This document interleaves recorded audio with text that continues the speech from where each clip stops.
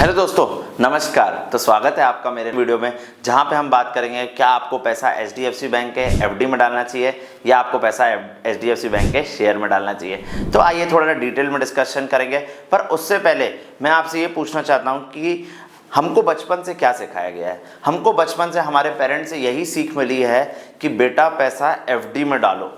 FD में डालने से फिक्स परसेंटेज जरूर मिलेगा, पर फिक्स परसेंटेज के साथ साथ लॉस नहीं होगा।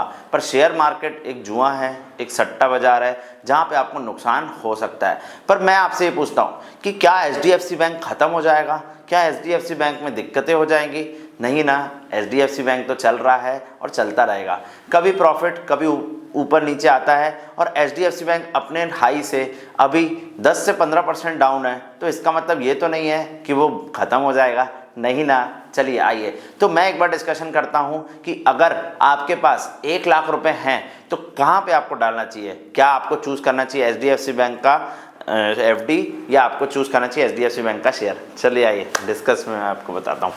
1 लाख रुपए अगर मेरे को डिपॉजिट करना है एफडी में, तो मैं आपको एचडीएफसी बैंक की वेबसाइट पे लेके आया हूँ, जहाँ पे मेरे को 1 लाख रुपए 5 साल में कितने हो जाएंगे वो मैं आपको बताना चाहता हूँ। चलिए, तो अगर मैं 1 लाख रुपए डिपॉजिट करूँ, टेन्योर कितना होगा 60 डेज। अगर 60 दिन के लिए 1 लाख रुपए में इन्वेस्टमेंट करूं और स्टार्ट डेट मैं किसकी लूं, आज की लूं 18/1, तो मेरे को इंटरेस्ट रेट कितना दे रहा है, वो 7% का इंटरेस्ट रेट दे रहा है। तो मैं इसमें अभी अपना कैलकुलेट का बटन दबाते हैं और देखते हैं कि कैलकुलेट कितना मेरे को कैलकुलेट करके दे रहा है। तो जो भी अमाउंट, मतलब 1 लाख रुपए अगर मैं इन्वेस्टमेंट करता हूं और ये मेरा 5 साल के लिए ब्लॉक रहता है, मतलब 18 जनवरी 2029 को मैं इसको विड्रॉ करूंगा, तो ब्याज कितना कमाऊंगा, मैं कमाऊंगा 41,478 रुपीज, मतलब 1 लाख पे। तो टोटल मेरे पास कितना पैसा हो जाएगा, 1,41,478 रुपीज, 1,41,000, मोटा मोटा 40 to 40,000 के बीच में, 42,000 के बीच में मेरा आसपास अर्निंग होगा। यही चीज मैं एचडीएफसी बैंक के आपको शेयर प्रॉपर एनालिसिस करके बताता हूं। अभी गिर रहा है, इसका मतलब ये तो नहीं है हमेशा गिरेगा। तो चलिए आइए एक वेबसाइट पे आते हैं जिसका नाम है screener.in। स्क्रीनर पे आने के बाद सबसे पहले मैं आपको थोड़ा चार्ट एनालिसिस दिखा देता हूं। चार्ट एनालिसिस में आप देखोगे ये है एचडीएफसी बैंक का लास्ट का 2 इयर्स का चार्ट, 2 साल का चार्ट दिखा रहा है। तो अभी जो एचडीएफसी बैंक है ये अपने एक मेजर सपोर्ट के आसपास है, जो कि 1480 का एक मेजर सपोर्ट है। तो 1480 के मेजर सपोर्ट के आसपास एचडीएफसी बैंक ट्रेड कर रहा है, और उसका नेक्स्ट सपोर्ट आपका मिल रहा है आसपास 1400। तो 1480 एंड 1400 दो हमारे मेजर सपोर्ट मिल रहे हैं कि जहां से हम इसको बाय कर सकते हैं। तो 1400 एंड 1480, मैं बोलता हूं आपके पास मान लो 1 लाख रुपए हैं, तो आप यहां पे 50,000 डाल दो और यहाँ पे कितने डाल दो, 50,000। 2 इंस्टॉलमेंट्स में इसको पेमेंट डाल देंगे 50,000। तो इससे क्या रहेगा कि हमारा पैसा लॉन्ग टर्म की कंपाउंडिंग के लिए अच्छा ग्रो हो सकता है। तो 5 साल का एक एवरेज रिटर्न देख लेते हैं, 5 इयर्स का एवरेज रिटर्न, एंड देन उसके बाद एक डिसीजन ले लेते हैं। तो आइए इसके लिए मैं आपको लेके आता हूँ screener.in की वेबसाइट पे। तो screener.in की वेबसाइट पे आते हैं, तो हमको थोड़ा सा नीचे आना है, यहाँ पे एचडीएफसी बैंक सर्च करते हुए। तो मैं ये देखूंगा कि इसके प्राइस ने CAGR रिटर्न कितना दिया हुआ है। तो एक एवरेज CAGR रिटर्न इसने हमको दिया हुआ है 16% का। 10 साल में कितना रिटर्न दिया है, थोड़ा सा लॉन्ग टर्म लेते हैं, 5 इयर्स का नहीं लेंगे क्योंकि 3 साल से तो एचडीएफसी बैंक चला ही नहीं है। तो 10 इयर्स का 16%, मतलब हर साल कितना ये ग्रो कर रहा है, 16% के हिसाब से। तो मैं आता हूं कंपाउंड इंटरेस्ट के कैलकुलेटर में और आपको दिखाता हूं कि अगर 1 लाख रुपए मैं इन्वेस्ट करता हूं 5 इयर्स के लिए, 5 साल के इन्वेस्ट करता हूं, तो मेरा पैसा 16% से कितना रिटर्न मैं एक्सपेक्ट कर रहा हूँ, 16%। चलो 16 नहीं कर रहे, 15 भी कर सकते हैं। तो 16% से एक एवरेज रिटर्न अगर मैं एक्सपेक्ट कर रहा हूँ, तो मेरा पैसा 1 लाख 5 साल बाद कितना हो जाएगा, 2,21,000 रुपए। तो 5 साल बाद मेरी इनकम इससे कितनी हो जाएगी, 2,21,000 रुपए। तो 2,21,000 मतलब 1,21,000 रुपए मैं इंटरेस्ट भी अर्न करूंगा। तो अगर 2,21,000 रुपए मेरे को अर्न करना है, तो मेरे को एचडीएफसी बैंक के शेयर में पैसा डालना है, ना कि एचडीएफसी बैंक की एफडी में डालना है। चलिए इसका थोड़ा सा एनालिसिस भी मैं आपको बता देता हूँ, क्यों डालना चाहिए एचडीएफसी बैंक के शेयर में पैसा।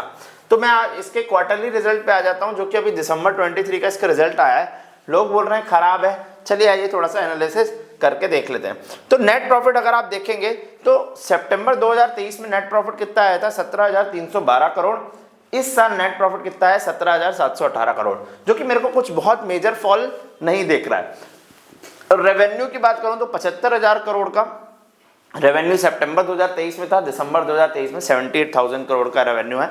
वो भी कुछ मेरे को ज्यादा मेजर फॉल नहीं दिख रहा है। तो मैं आपको दो इंपॉर्टेंट रीजन बता देता हूँ एचडीएफसी बैंक बहुत ज्यादा गिर क्यों रहा है। आइए चलिए मैं आपको डिस्कशन कर देता हूँ। तो सबसे पहला रीजन है कि एचडीएफसी बैंक में मार्जिन का प्रेशर है। मार्जिन का प्रेशर मतलब क्या होता है कि एचडीएफसी बैंक अपना प्रॉफिट जो जितना रेवेन्यू है उसके अकॉर्डिंग प्रॉफिट डिक्लेयर नहीं कर पा रहा है। मार्जिन जो होना चाहिए प्रॉफिट का वो ज़्यादा होना चाहिए, पर अभी मार्जिन वो दबाव में महसूस कर रहा है, तो इसलिए मार्जिन इतना ज़्यादा आ नहीं रहा है, उसका मार्जिन के कारण इशू जा रहा है। सेकंड, एक्सपेक्टेशंस फ्रॉम मर्जर हुआ है एचडीएफसी एंड एचडीएफसी बैंक का, जो कि मैनेजमेंट के कमेंट्री में भी बताया गया है कि मैनेजमेंट ने बोला है कि अभी थोड़ा सा समय और लग सकता है, क्योंकि एचडीएफसी एंड एचडीएफसी बैंक के क्लाइंट्स मर्ज हुए हैं, तो थोड़ा सिस्टम को मैनेज करने में थोड़ा समय लग सकता है। तो जो एक्सपेक्टेशन था कि ये दोनों एक बहुत बड़ी एंटिटी हो जाएंगे तो बहुत बड़ा बिजनेस बन जाएगा, तो अभी थोड़ा सा दूर दिख रहा है, तो इसलिए मार्केट इनको पनिश कर रहा है। तो आइए फाइनल कंक्लूजन अगर करते हैं तो मैं आपको बता दूं कि एचडीएफसी बैंक की एफडी में अगर हम पैसा डालते हैं 1 लाख रुपए 7% के लिए 5 साल के लिए, तो मेरा पैसा हो जाता है 1,42,000। वही चीज 1 लाख रुपए अगर अपन 16% के साथ एचडीएफसी बैंक में 5 साल के लिए डालते हैं तो मेरा पैसा हो जाता है 2,21,000। मैं बोलता हूँ 2,21,000 की एक्सपेक्टेशन भी आप मत रखो, 2 लाख की एक्सपेक्टेशन करो कि अगर मेरा पैसा 1 लाख रुपए डाल के 5 साल में 2 लाख रुपए हो रहा है तो भी मेरे लिए बेनिफिट ही है ना, ज्यादा एक्सपेक्टेशन ना रखते हुए। अगर मैं 1 लाख रुपए एफडी में डालता हूं तो एफडी में तो पैसा वैसे भी वेस्ट हो रहा है, क्योंकि इन्फ्लेशन मेरे एफडी के रेट को बीट नहीं कर पा रहा है। जो भी इन्फ्लेशन 6 to 7% है वो भी मेरे एफडी के रेट को ज़्यादा, मतलब एफडी मेरे इन्फ्लेशन को बीट नहीं कर पाएगी। तो अगर आपका पैसा, आप चाहते हो कि आपका पैसा आपके लिए काम करे, तो आपको अभी चूज करना चाहिए एचडीएफसी बैंक का शेयर, ना कि एचडीएफसी बैंक की एफडी। ओके दोस्तों, तो अगर ये वीडियो आपको अच्छी लगी तो आप इस चैनल को शेयर सब्सक्राइब कर सकते हैं, अपने दोस्तों के साथ शेयर सब्सक्राइब कीजिए। एंड अगर आपके भी कोई सजेशंस होंगे तो आप मेरे को कमेंट बॉक्स में करके बताइए। तो थैंक यू दोस्तों, मिलते हैं नेक्स्ट वीडियो में।